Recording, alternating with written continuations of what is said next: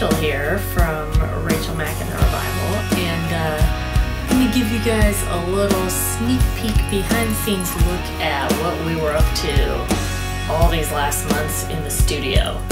Unfortunately for you, we've condensed it down a little bit so you don't have to watch for months, because seriously, even Gibby napped on a couch for part of it.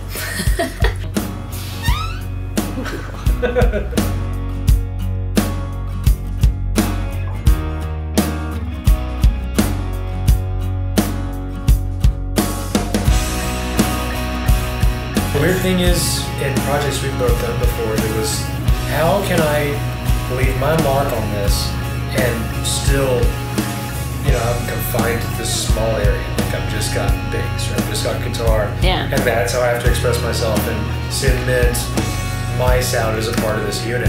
And the fact that that didn't factor in here, because everybody played something that was out of their comfort zone at some point, just because necessity.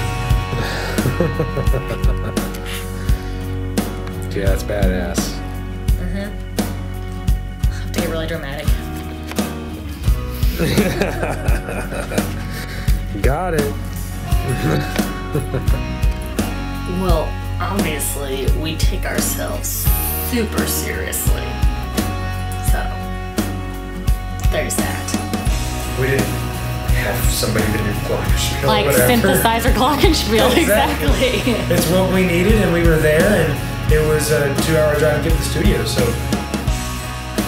We don't like to have any fun ever at all. So, that was the #1 rule, definitely. The funny thing is, it's always got these little Easter eggs in it that just happened in the studio. We'll keep them because it's funny to us at the time, and then whenever the song's done, all those little nuggets, all the little bits that made them ours, and you know, little things about them that other people may never hear are gone, and you miss them. All the jokes are gone.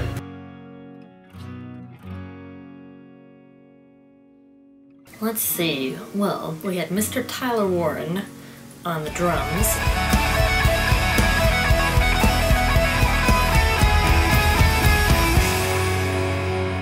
As well as some backup vocals, percussion, some keys stuff. He engineered and mixed the whole thing, co-produced it with me. He's alright.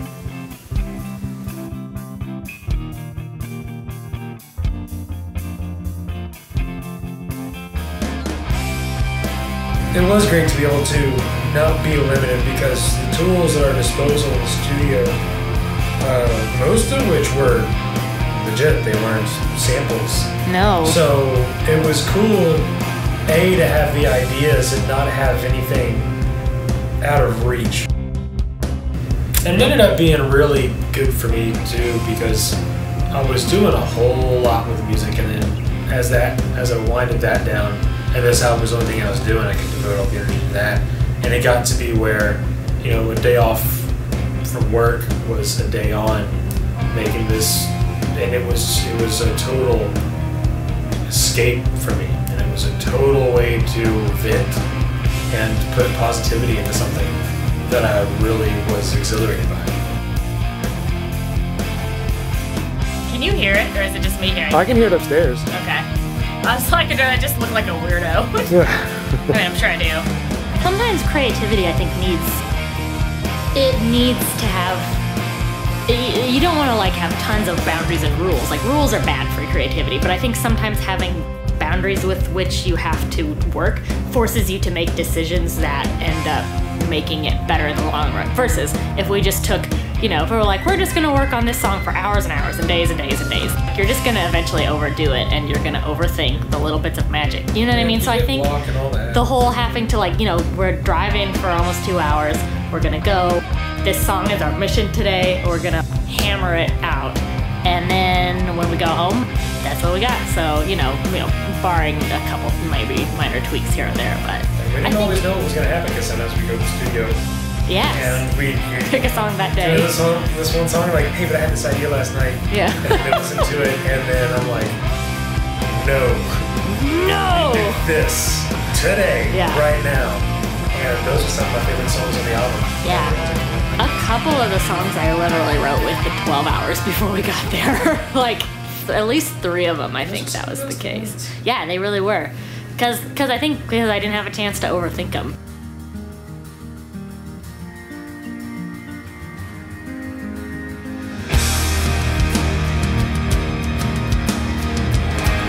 I mean, I think rock is a mentality. Like, do you have that sort of rock vibe, that sort of little fire, you know, in your blood? And that's what it is.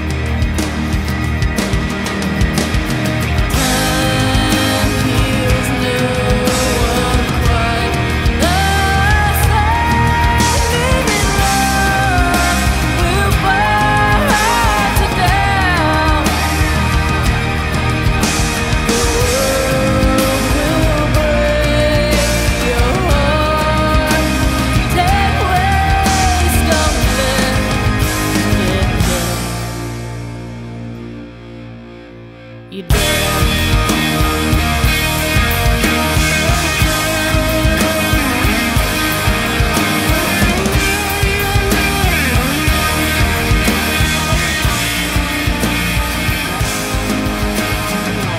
Thank you guys so much for supporting this band and this album and supporting me and the fact that you, whether you just found out about us recently or if you followed us over from Fools for Owen or other projects, it doesn't go unnoticed, and it really means a lot to us, and it actually allows us to be able to try to do something like this.